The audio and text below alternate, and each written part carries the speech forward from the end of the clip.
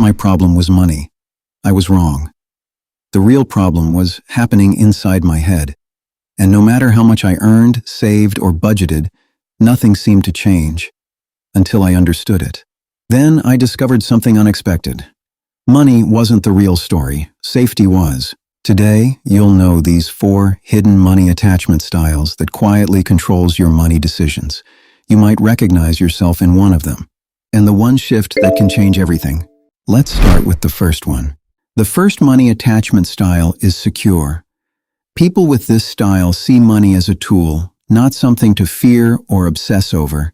This is where most of us want to be.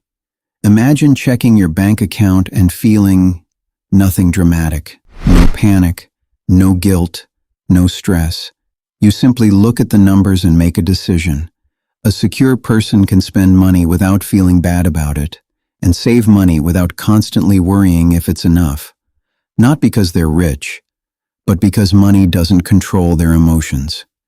What's interesting is that the way we relate to money may be connected to the way we relate to people. So being secure doesn't mean having a huge bank balance. It means feeling calm, balanced, and in control, regardless of the number in your account. Social psychologist Brad Klontz describes a very similar pattern in his book, Mind Over Money. He calls it vigilance. The second money attachment style is anxious. I've met people with healthy savings who still check their banking app before bed. It was all about their few moments of reassurance. The strange thing is that the feeling never lasts. The worry comes back. And then the checking starts again. It's a cycle. The problem isn't a lack of money. It's a lack of feeling safe. If this sounds familiar, here's something important. The solution isn't checking your money more often. It's a small habit. It's learning to be okay with not checking it. Start small. Leave the bank app closed for 1 extra hour today and notice that nothing bad happens. Each time you do that, you build a little more trust that you're safe, and that's when the anxiety begins to lose its grip. The third money attachment style is avoidant. Their belief is, if I don't look at it, I don't have to deal with it. At first, this might sound irresponsible, but that's usually not the case. I've known people who are organized, hardworking, and disciplined in almost every area of their lives. Yet when it comes to money, it's different. Unopened bills, unread bank emails, a budget they made once and never looked at again.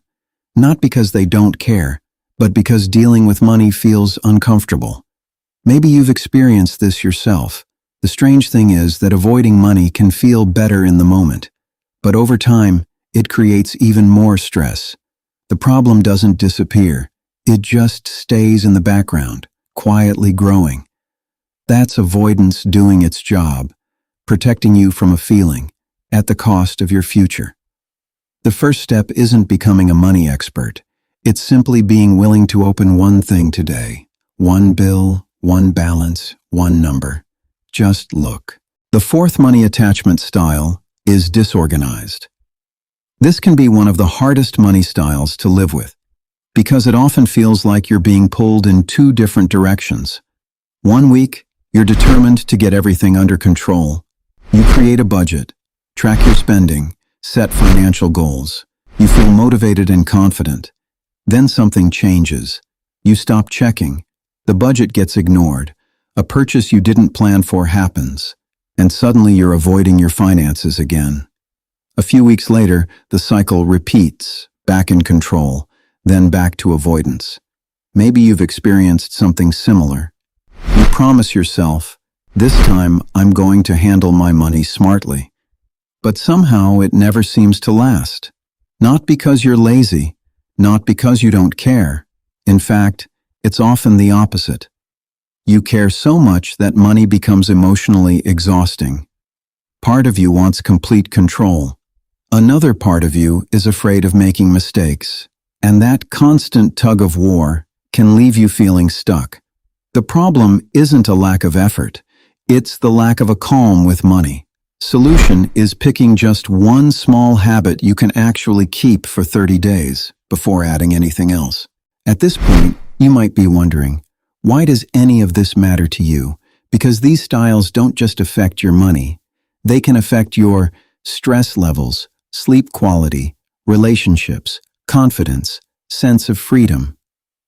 The good news is that once you understand your attachment style, you can finally start choosing instead of just reacting, and you start making more intentional decisions. That might be the most valuable financial skill of all. So which money attachment style sounds most like you? Tell me in comments below. The truth is, most of us have been more than one at different points in our lives. The goal is to notice the pattern that don't just grow your wealth, can also build a calmer mind, less stress, and a better quality of life. If this video was helpful for you, hit subscribe, share, and like. Thanks for watching.